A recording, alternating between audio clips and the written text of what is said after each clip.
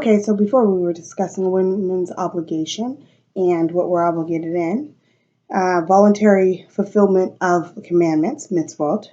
Women may fulfill any mitzvah from which they are halakhically exempt, that meaning they're not required to do it by religious Jewish law, but they are able to go ahead and do the commandment because it's voluntary.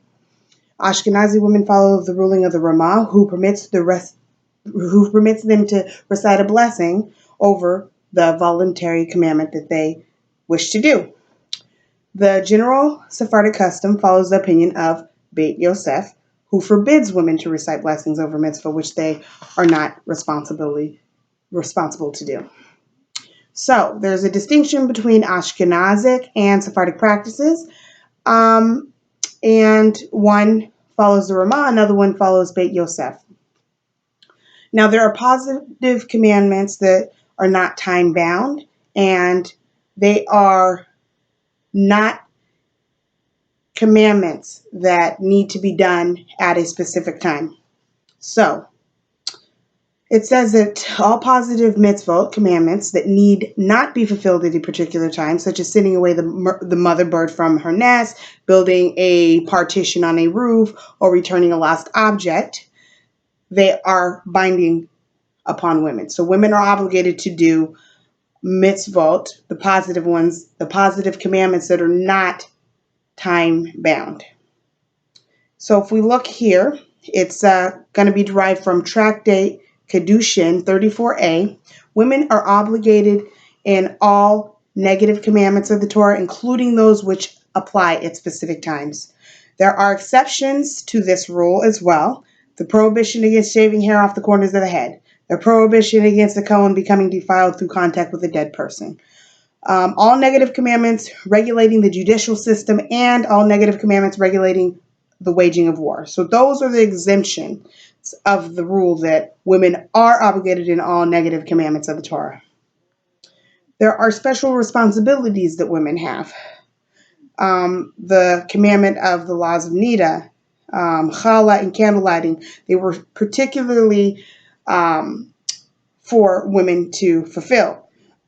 And it says here that she is trusted to count the 7 days following her menstrual period, the menstruation time, the custom of women. And men and women are equally capable of separating challah and lighting candles before Shabbat and Yom Tov. Women, by virtue of their special role in the home, are entrusted with these important tasks.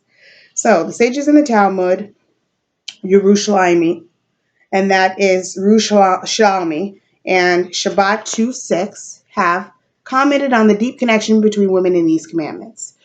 Why were women commanded in these 3 mitzvot? So God said Adam was the first of my creation. He was commanded not to partake of the tree of knowledge, but of Eve it is written, and the woman saw, and she also gave to her husband, and he ate. And that is in Bereshit 3:6.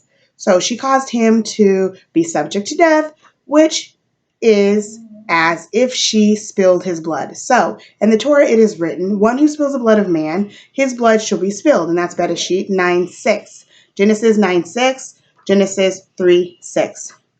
Let her blood be spilled, and by guarding the laws of Nida, she will atone for the blood she has spilled. So that is those are the reasons that the sages have made this distinction between women's and men's roles and why women have a connection with these commandments.